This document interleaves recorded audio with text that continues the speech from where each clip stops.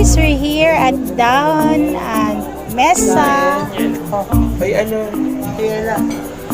So guys, ito lang aking kakainin because madami pa kaming pagkain sa taas. So ito naman yung ketong. KFC? Parang ayaw niya ng buko.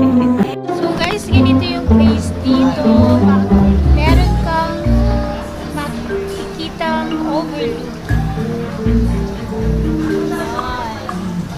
So guys, parang sa tingin ko napakaraming tao kumakain.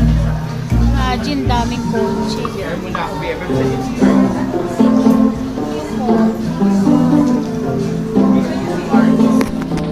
Guys, ang aming snack. Snack pa yan? Nakakawak ang date mo.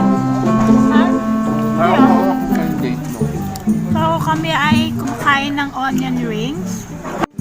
Kukuha ko. Guys, so tapos na kami kumain.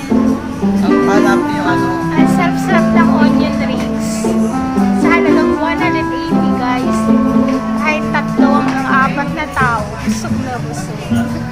So guys, nagsalamin muna ako kasi grabe labo na